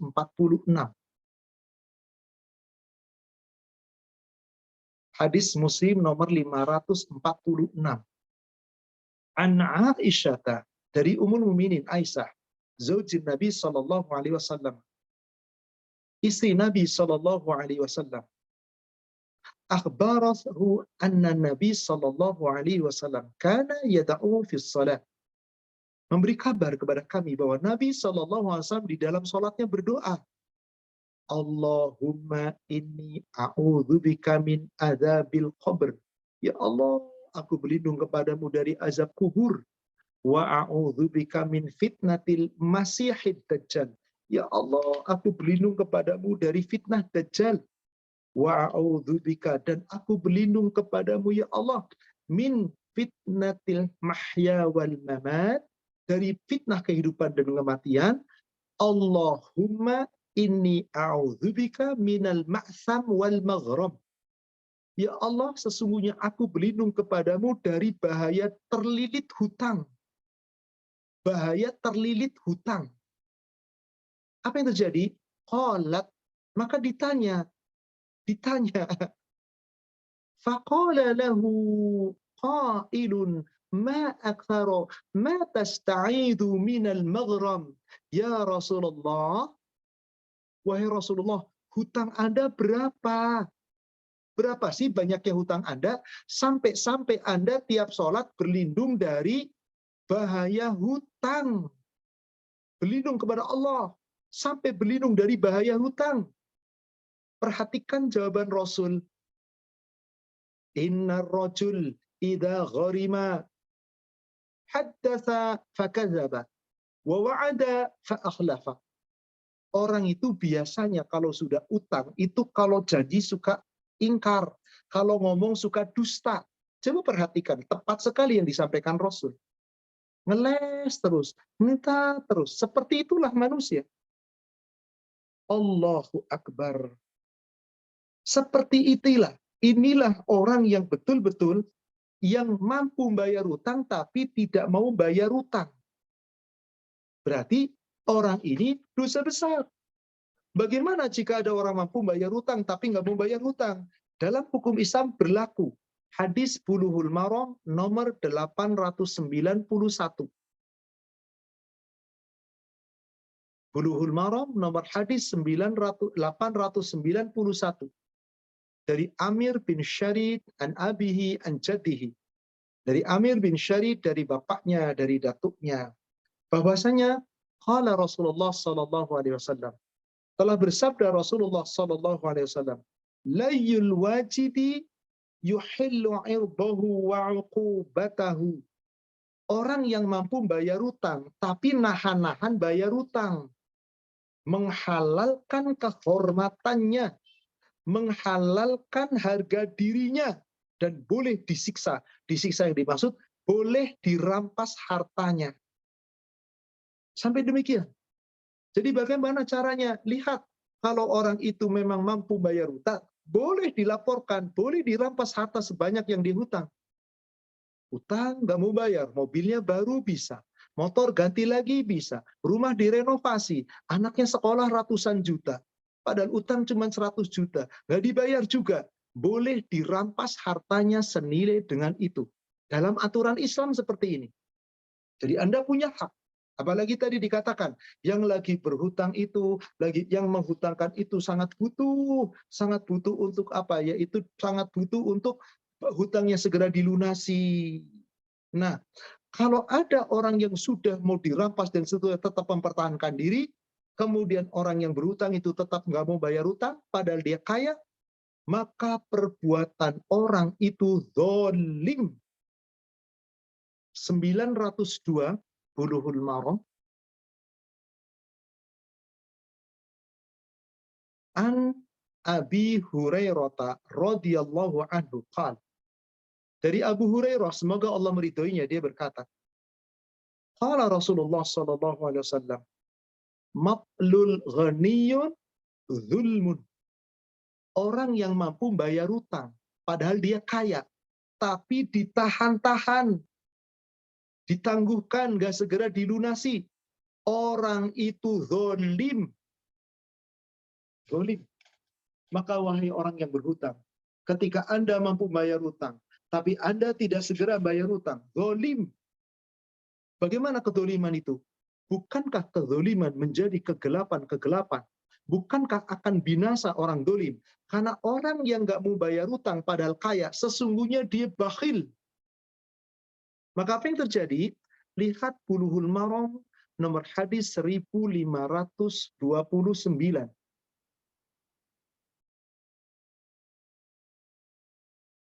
Rasulullah sallallahu alaihi wasallam telah bersabda, ittaqu dzulma fa inna dzulma dzulumatun yaumal qiyamah. Takutlah kamu akan perbuatan zalim. Bukankah menangguhkan pembayaran hutang adalah zalim? Fa inna dzulma dzulumatun yaumal qiyamah. Perbuatan zalimmu akan menyebabkan kegelapan-kegelapan yang bertumpuk-tumpuk pada hari kiamat. Siksa neraka. Wattaqus syuha. Maka Anda punya harta, mampu bayar hutang, jangan syuha, jangan bakhil. Itu hak orang. Maka di situ tidak dengan kata-kata bukhla. Kalau bukhla, ada orang nggak memberi. Dan memang dia tidak punya hak untuk menerima. Nggak ada masalah. Tapi ini syuha. Anda wajib membayar, tapi nggak bayar juga. Syuha. Kebangetan seperti itu. Padahal dia ngutang. Fa'innahu ahlaka man kana qablakum. Sesungguhnya sifat asyuha adalah yang telah membinasakan orang-orang sebelum kamu. Binasa karena sifat bukhla tadi, sifat syuha tadi, dan suka menunda-nunda bayar hutang padahal dia mampu, dan itu zalim. Jadi kepada yang memberikan hutang punya hak untuk tadi secara secara hukum Islam boleh dilaporkan atau minta kepada penguasa untuk menarik sebagian hartanya untuk melunasi hutangnya. Dalam Islam boleh. Dan di zaman Rasul pernah terjadi seperti itu. Seperti Mu'az bin Jabal ketika mau diutus ke Yaman, maka punya harta, hartanya ditahan oleh Rasul. Kenapa? Ini adalah untuk membayar hutangmu. Jika terjadi apa-apa kamu di Yaman, maka harta ini untuk melunasi hutang. Demikian, wallahu a'lam. Ya Ustadz, jazakallah khair Ustadz. Pertanyaan selanjutnya Ustadz, kalau kita mengontrakkan rumah ke orang, karena rumah itu luas, jadi sebagian ruangan saya kontrakan lagi ke orang lain dan uangnya untuk saya. Nah, apakah itu boleh Ustadz? Coba sebelum saya jawab, boleh apa enggak? Tidak Ustadz. Tidak. Tidak boleh. Kecuali seizinnya. Pak, ini rumahnya sangat luas, ada 5 kamar. Saya paling butuh 3 kamar. Boleh nggak saya ngontrak kepada Bapak 1 tahun 20 juta?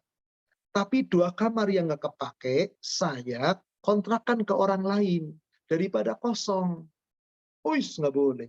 Ini rumah saya. Bapak yang ngontrak ya Bapak yang tanggung jawab. Nggak boleh, haram. Oh silahkan kalau memang begitu, yang penting apa-apa yang terjadi tanggung jawab Bapak. Saya minta setelah selesai kontrakan rumah itu kembali seperti semula. Dirawat dengan baik. Silahkan, halal. Nggak ada masalah. Ada izin di sana. Kan seorang mengontrak rumah seakan-akan rohen kan, lagi gade kan. Dia bayar, dia dapat gadean rumah. Dia harus jaga rumah itu. Maka saat nanti sudah selesai kontrakannya, habis ya sudah balikin lagi rumahnya. Jangan diambil manfaat. Haram, tidak boleh yang demikian. Ya Ustadz, jazakallah khair Ustadz.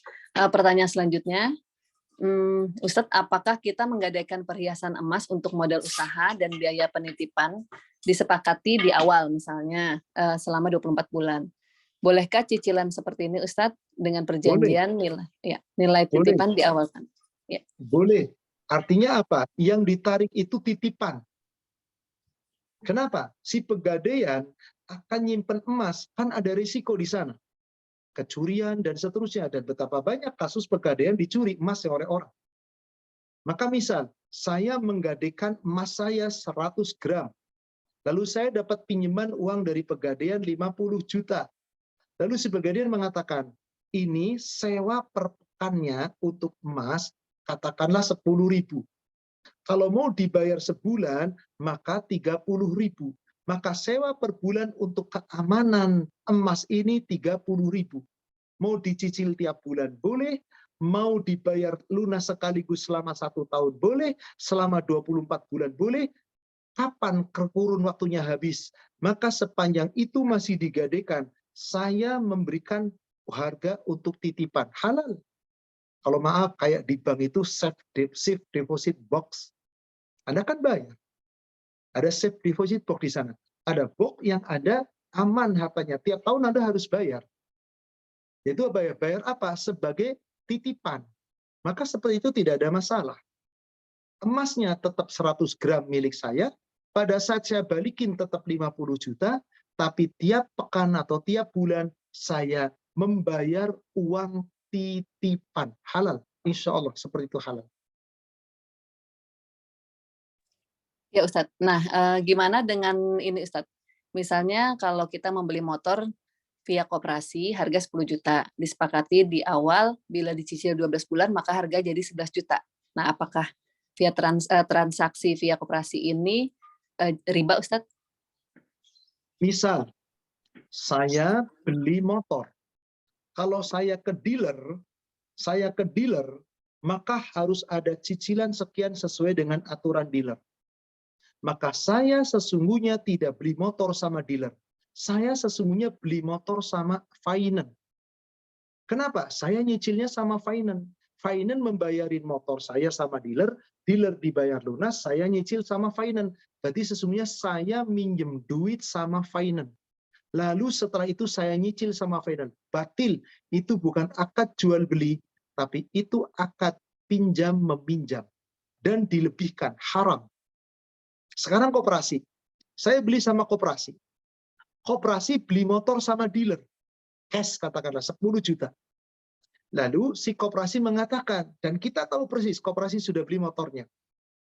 Koperasi mengatakan, saya jual kepada Anda 11 juta. Silahkan Anda cicil selama 10 bulan. Tiap bulan mencicil 1.100.000 halal. Kenapa? Koperasi jual motor kepada saya nyicil sama si penjual. Maka sepanjang akadnya jual beli, cicilan kemudian harganya naik, halal. Insya Allah. Ya Ustadz, berarti ijab kabulnya antara si koperasi dengan si pembeli ya Ustadz ya? Jual beli, betul. Koperasi dengan dealer lain lagi sana, silahkan. Yang penting itu motor sudah milik koperasi dan saya jual sama koperasi. Iya Ustadz. Nah Ustadz, pertanyaan lagi Ustadz. Assalamualaikum warahmatullahi wabarakatuh. Afwan Ustadz, apakah menagih piutang itu hukumnya wajib? Maksimal berapa kali batas menagih jika melihat tidak ada itikat baik dari yang meminjam?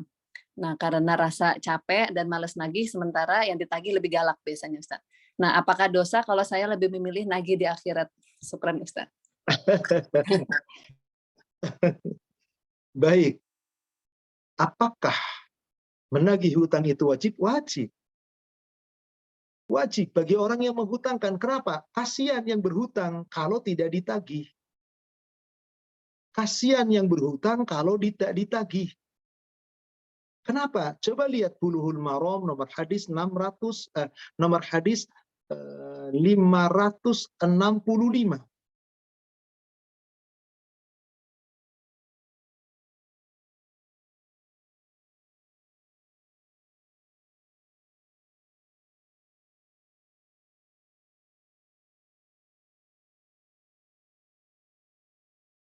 Saya mungkin keliru ya, bukan 65 ya. 566, afan, 566. Betul 566? Dari sahabat Abu Hurairah. Betul ya. Nafsul mu'min mu'allaqatun bidainihi hatta yuqda alaih. Jiwa seorang mukmin terkatung-katung dengan hutangnya sampai hutang itu dibayarkan kepadanya.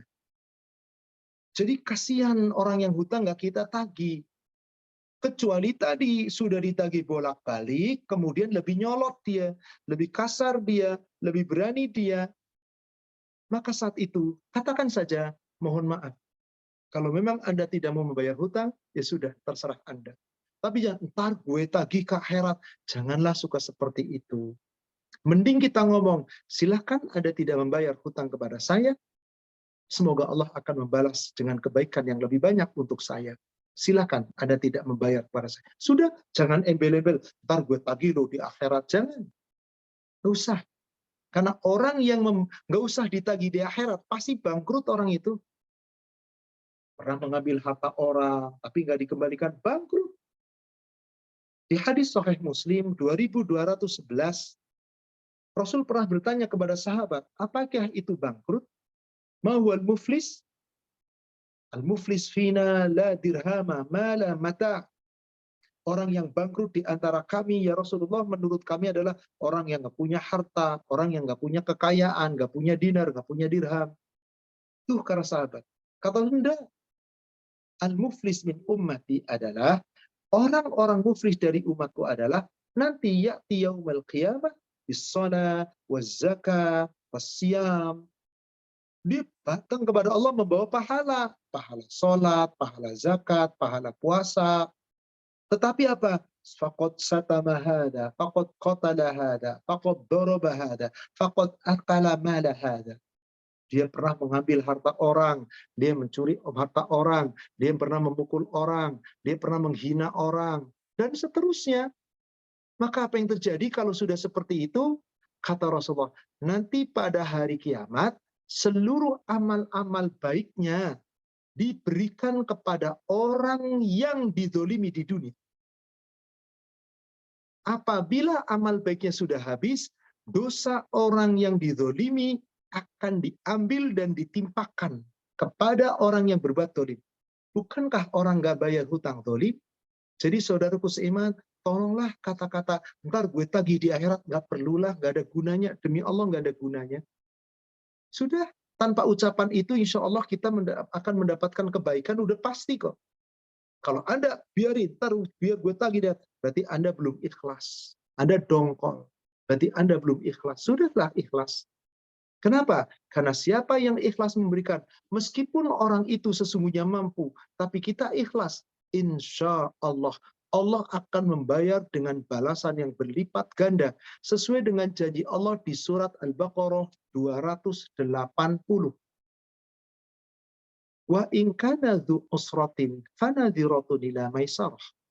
Jika orang yang berhutang kepadamu dalam kesulitan, jangan langsung ditagih terus. Kasih kelapangan. Kasih waktu sampai dia memiliki kelapangan. Tapi ternyata nggak mau bayar utang juga. Wa antasaddaqu khairul lakum. Jika kamu mau mensedekahkan semua hartamu atau sebagian hartamu, itu lebih baik bagimu. In kuntum ta'lamun, jika kamu tahu. Jadi bukan yang namanya mensedekahkan ikhlas, bukan biarin ntar gue tagih lu di akhirat, biarin nawas lu ruhnya bakal terkatung-katung di akhirat. Janganlah suka berkata demikian, biarin kejahatan itu kembali kepada dirinya dan itu urusan Allah. Wallahu a'lam. Ya Ustadz, jazakallah khair Ustadz. Nah Ustadz, bagaimana Ustadz kalau misalnya kita mengontrakkan rumah Ustadz, misalnya, tapi rumahnya itu digunakan untuk bank atau untuk kafe yang ada musiknya, atau mengontrakkan apartemen tapi digunakan untuk maksiat gitu Ustadz. Apakah kita kena dosanya juga Ustadz? Coba perhatikan surat 5 ayat 2. Di bagian ujung daripada ayat. Wa ta'awanu 'alal birri wat taqwa. Dan saling tolong menolonglah kamu dalam kebaikan dan ketakwaan. Wala ta'awanu 'alal ismi wal 'udwan. Jangan kamu tolong menolong dalam perbuatan dosa dan saling permusuhan. Fattaqullah, bertakwalah kamu kepada Allah. Innallaha syadidul iqab. Allah itu sangat dahsyat siksaannya, amat berat siksaannya. Jelas di sini tolong menolong itu dalam keadaan kebaikan. Tidak boleh tolong menolong dalam dosa. Saya menyewakan rumah, jelas rumah itu mau dipakai untuk musik, dipakai untuk minum-minuman, bar dan ada minum khamar dan seterusnya. Rumah itu dipakai untuk riba. Ya jangan dong. Jangan untuk itu. Berarti Anda telah menolong secara tidak langsung, memberikan fasilitas. Jadi menolong dalam hal keburukan. Bagaimana orang menolong dalam hal keburukan? Orang yang saling tolong-menolong dalam keburukan, dia mendapatkan dosa. An-Nisa ayat 85. Allah Subhanahu wa taala berfirman, "Man yashfa' syafa'atan hasanatan yakul lahu nasibu minha." Barang siapa yang memberikan syafaat, yaitu pertolongan yang baik, niscaya ia akan memperoleh bagian pahala dari kebaikannya. Wa man yashfa' syafa'atan sayyi'atan yakun lahu kiflum minha. Siapa yang memberi syafaat yang buruk, maka niscaya dia akan memikul bagian dari dosanya, dari yang berbuatnya tadi. Wa kanallahu ala kulli syai'in muqita. Dan sesungguhnya Allah Maha Kuasa atas segala sesuatu. Anda meminjamkan rumah, mengontrakkan rumah, dipakai untuk sesuatu yang Allah haramkan, yang telah dilarang oleh Allah. Bahkan mereka menjadi musuh Allah. Jangan. Kalau Anda sewakan, berarti Anda lebih menginginkan dunia daripada mendapatkan ridho Allah. Bukankah pelaku riba adalah musuh Allah? Bukankah orang-orang yang menjual khamar dan seterusnya, musik-musik dan seterusnya, joget-joget, hingar-bingar, dia telah melalaikan aturan-aturan Allah? Maka jangan ditolong seperti itu. Wallahu a'lam. Bahkan katakanlah, ada orang mau dipakai untuk kontrakan rumah. Nawarnya cuma 50 juta setahun. Sedangkan rumah Anda persis di pinggir jalan. Ada bank nawarnya 80 juta setahun. 30 juta Anda punya untung. Jangan sewakan kepada bank. Karena bank yang disewakan kepada bank yang konvensional telah sepakat para ulama. Riba. Dan seluruh ulama di negara kita pun sudah sepakat riba. Kecuali bank-bank yang syariah. Meskipun ada yang mengatakan tetap riba, tapi minimal dia sudah menyatakan dirinya syariah. Wallahu a'lam. Ya Ustadz, jazakallah khair Ustadz. Pertanyaan lagi Ustadz. Bolehkah saat mengontrakkan rumah, kami meminta kepada si pengontrak deposit money, sejumlah uang yang diserahkan atau dititipkan di luar uang kontrak. Nah, gunanya itu pasca selesai kontrak untuk pembayaran tagihan listrik atau iuran internet yang berjalan yang biasanya keluar tagihan itu di bulan berikutnya, Ustadz. Halal. Untuk menghilangkan kecurangan dari si pengontrak. Kadang-kadang ada kesalahan fatal yang diakibatkan oleh pengontrak. Terus tadi, tidak bayar iuran listrik, iuran tagihan internet, dan yang lain. Kan bisa jadi. Karena ada yang bayar listrik itu pasca bayar. Beda dengan prabayar. Otomatis dibayar dulu. Dia nggak bayar ya mati lampunya. Atau iuran internet yang prabayar. Iuran PDAM yang prabayar. Tapi kalau PDAM rata prabayar itu jarang, pasti pasca. Intinya demi keamanan, maka al-muslim ala syuruti. Saya kontrakkan rumah ini 1 tahun 50 juta, Anda wajib menyimpan kepada saya deposit 10 juta. Dengan syarat apabila habis kontrakan, kita lihat adakah tanggungan Anda yang harus diselesaikan selama bulan terakhir.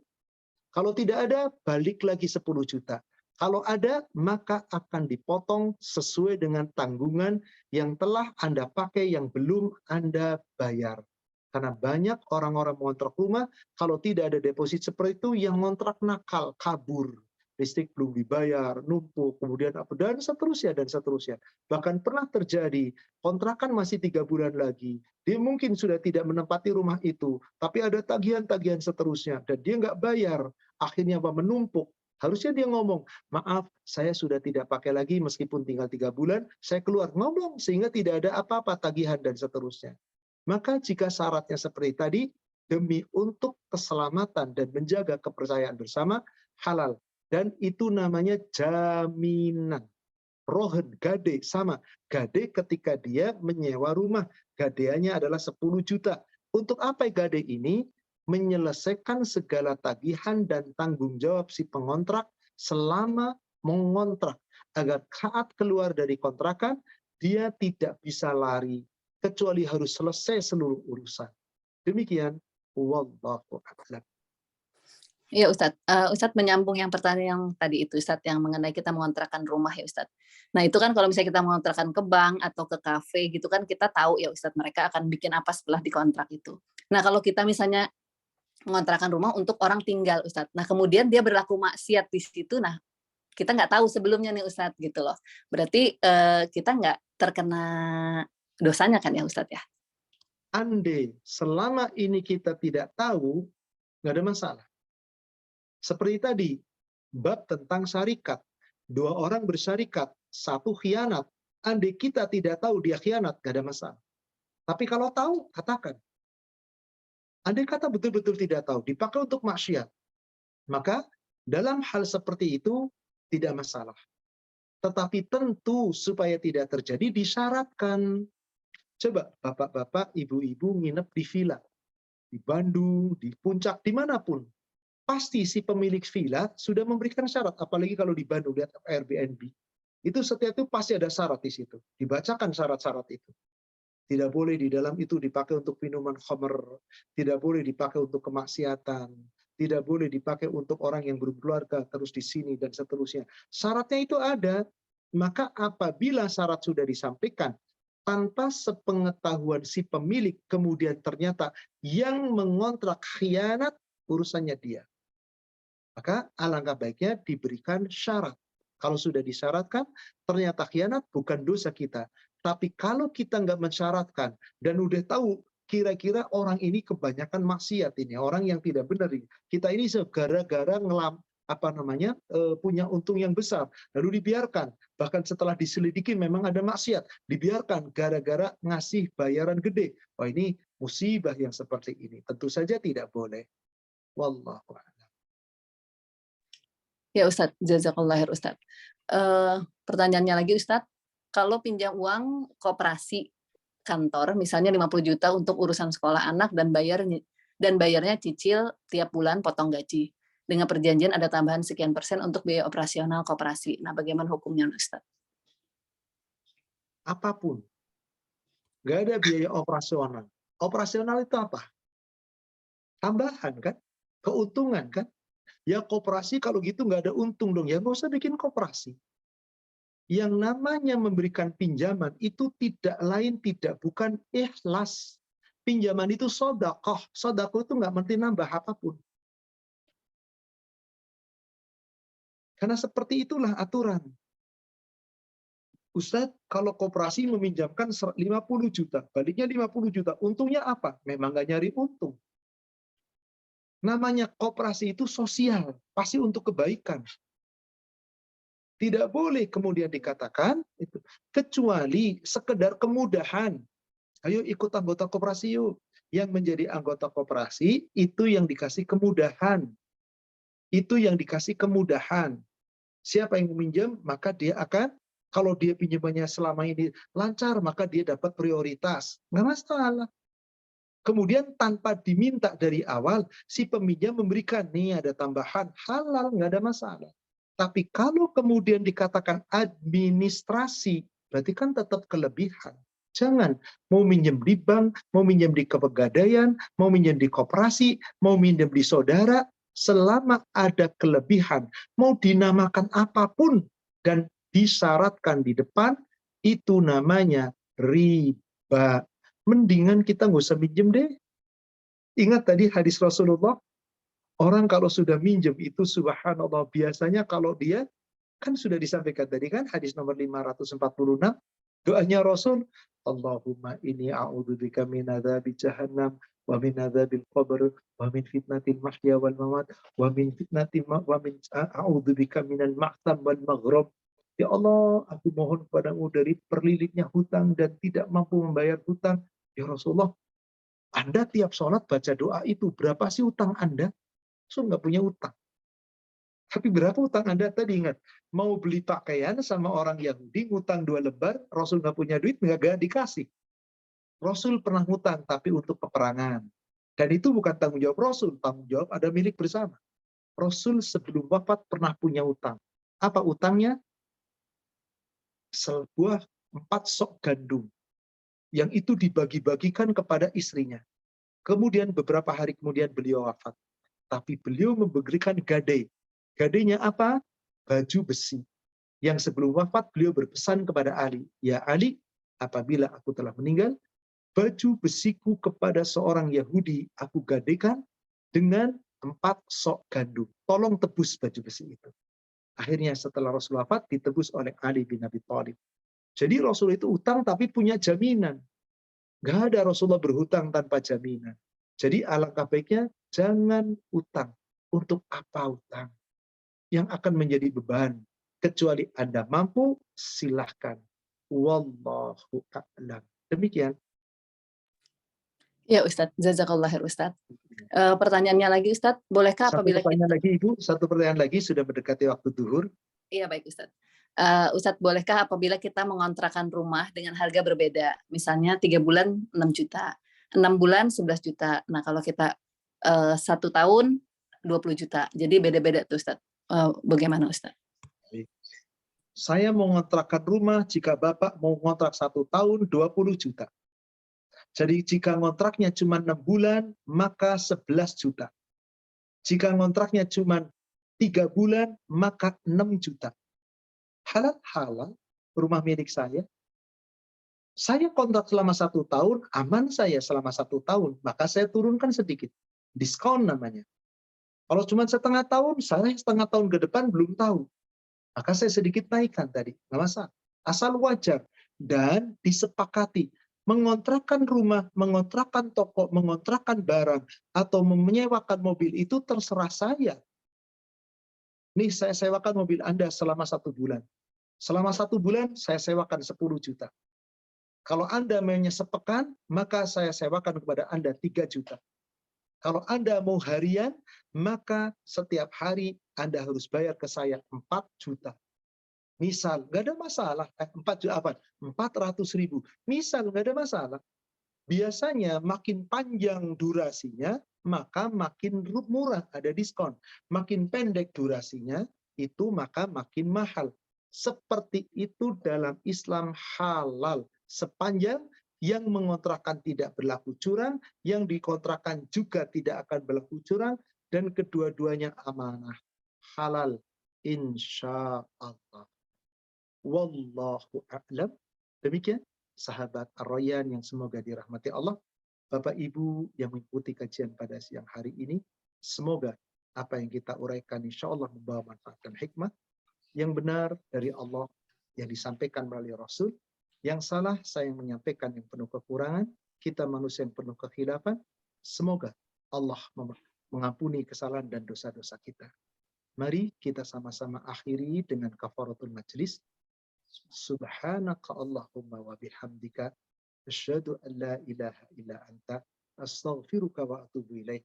Alhamdulillah billahi taufik. Assalamualaikum warahmatullahi wabarakatuh.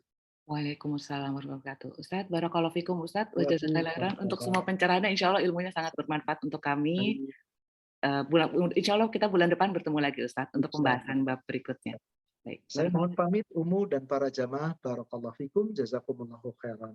Wah iya Kak Ustadz. Baik sahabat Ar-Rayyan, alhamdulillah kita telah membacakan kajian kita siang ini. Semoga ilmu tadi bisa menjadikan ilmu yang bermanfaat buat kita semua, dan kita juga bisa mentransfer kembali ilmu yang kita dapat tadi kepada saudara, kerabat, teman-teman, maupun suami kita sendiri dan anak-anak. Akhir kata dari pengurus, mohon maaf apabila banyak kekurangan, dan mohon maaf apabila ada pertanyaan yang tadi belum dibacakan. Hadani Allah wa iyyakum ila siratal mustaqim. Wassalamualaikum warahmatullahi wabarakatuh.